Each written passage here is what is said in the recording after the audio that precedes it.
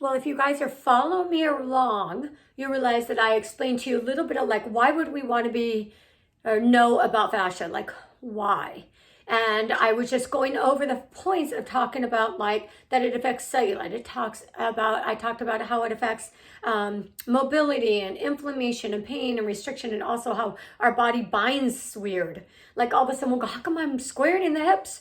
Or how come I'm getting big calves, things like that. Anyhow, so today I want to talk with you a little bit about posture and fascia.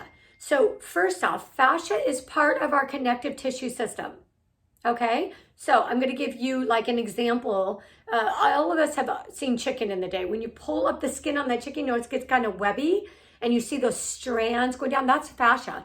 The most outstanding thing, important thing about fascia is it is a continuous system throughout our whole body. So even though we may be working fascia on the back of our head, it can still help with the fascia on our feet because it weaves in and out of our organs, tissues around each muscle fiber and so forth. The purpose of it is to suspend things from things and to slide, get things to slide against things so they're not sticky and bound. Now, if you're not hydrated, it can't slide. It can't function well.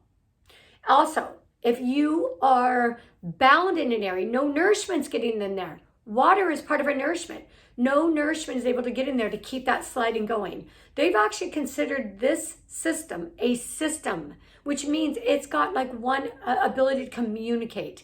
So we are just on the forefront of learning about fascia. It's only been logged, I think, in American journals since 2006. And it's really been widely studied in the last year or two. And we'll be getting more and more studies that come out.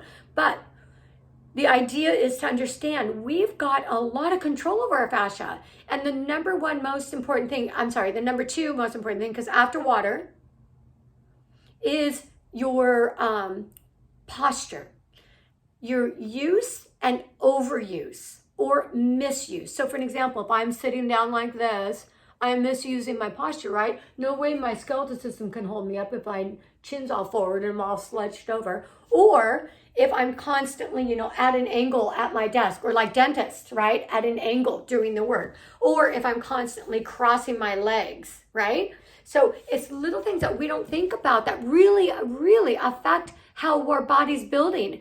And I mean, we have got two fronts to think about this on. We can look at how it's making us look that we're not happy with, and how is it making us feel? Which I'm an aesthetic driven girl, don't get me wrong. I love to look beautiful. I do, my best, not ideal student always, but my best, right? But I feel so good. I feel so good because I have been taking care of my fascia for almost 4 years now, and I had no idea that I could bring back more mobility in my body and less pain in my body like I have now. And I'm not getting any younger, right? I'm getting older. But I feel like I'm getting healthier and more vibrant and a prettier, softer body, which it's hard for me. I tend to get muscle very easily, and I tend to get, more bulkier build. So very, very happy. And I'm hoping that I can educate you along your fascia journey and that we can do this together. Okay. Love you all. Have a great afternoon.